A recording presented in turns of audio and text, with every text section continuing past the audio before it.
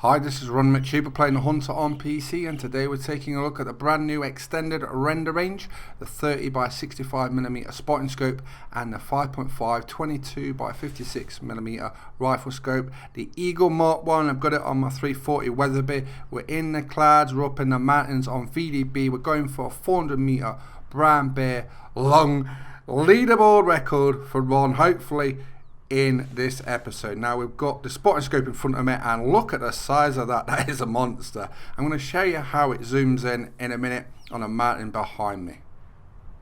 So let's take a look at the extended render range and how it works. 320 meters is now the maximum distance you will see on a horizontal plane. The old distance was 220 meters, so there's quite a change there, and here's how it works. If you have a computer that runs on low scene complexity, you will maintain the current 220 meters maximum horizontal vision. If you have a computer that runs on medium scene complexity, you will get 270 meters. If you have a computer that runs on high or very high, you will get the full 320 meters horizontal vision. So what these changes simply mean is we'll get longer distance shots and we'll see animals at longer distances. Now that's great for people like me who like long distance shots, but it means someone who doesn't specialise in it can take the big scope, and he's going to probably break his PB as well. So there's going to be a lot of people who can smash long range records for themselves or for the leaderboard, so everyone can join in and have a bit of fun. It's going to have some probably different gameplay changes as well, which we might not even know about yet. So that's going to be very interesting.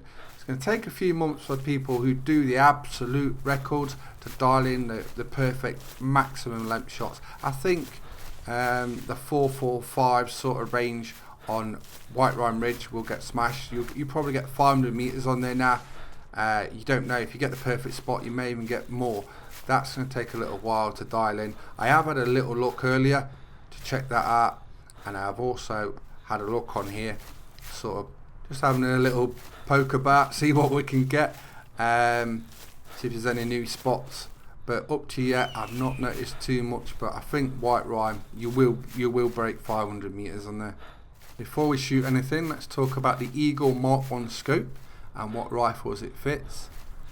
The 7mm Magnum break action rifles, the 7mm Magnum bullpup rifles, the 8x57 IS Anschutz, 1780D FL bolt action rifles, the 9.3x62 Anschutz, 1780D FL bolt action rifles, the 9.3 74R over and under bolt action rifles, the 30R over and under, the 4570 government lever action rifles, the 223, the 300 and the 340 Weatherby, which I've got on now.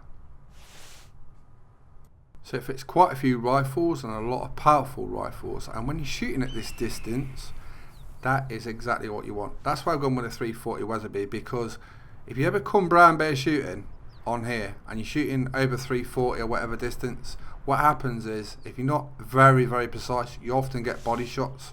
So that's why I've got the 340 on, because I'm aiming for 400 if I can. So I want to knock it down if I hit it. I think the drops can be a bit more as well, so I might miss the first couple, but the good thing about the distance is it may run a little and we may be able to adjust and hit it again. So it's brand new territory. Never shot 400 meters plus on VDB. It's never really been possible unless someone's got a real magic spot. But looking at the leaderboards, the current leaderboard is 365 meters. So you know what I mean. We're treading new territory, so we'll just play it as we go along and see how it does. Now what I'm trying to do now is I'm trying to get the bear bait barrel in render. This is what you do, is you get the barrel in render. Once you've got it in render, it will stay in render. Now if the animal runs out of render, what you have to do is come back down the hill, get the animal in render, and then go back to your spot. And sometimes this can take many hours of trying to get this right. So what I've got to do is run back to my rock. Hopefully my bear is still where I want it to be, and then I wait for it to go my distance or go a certain way so I can get the maximum distance. Now what can happen is the animal can like pop at a render, and then you have to do all that again, and this is what you have to keep doing it, and this is the real work. It's not the actual shot. What I'm doing now is the actual work of what people put in to do. and sometimes it can take hours, months, whatever, trying to get this one-off perfect shot. Deployable targets are also in the making. Now the good thing about that is you can find out the drop of bullets, work out the exact distance. So when you got this one shot like this and you need to make it, you know, because you're putting the practice on the targets. They're not done yet, but when they're going to be a big help.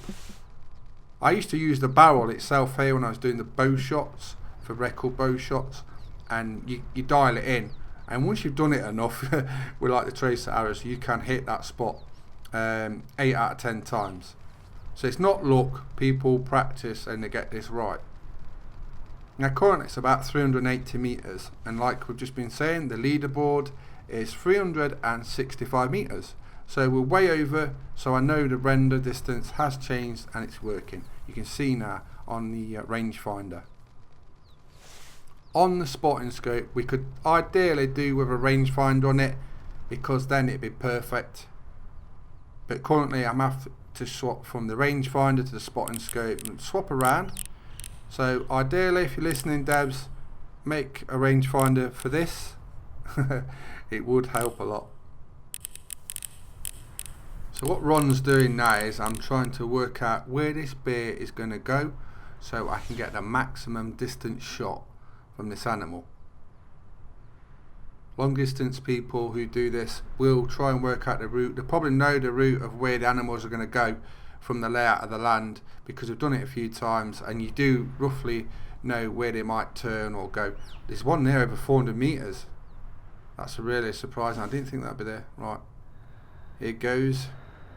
Ron's first shot with this, so I might mess it up. I don't know what the drop's going to be with this gun. Never fired this distance with a weather bit. Here it goes. First shot, Ron, come on. I think we just hit it in the back leg. Little low there. That was on the first big bar. The good thing about this is the shorter bear will have to run now.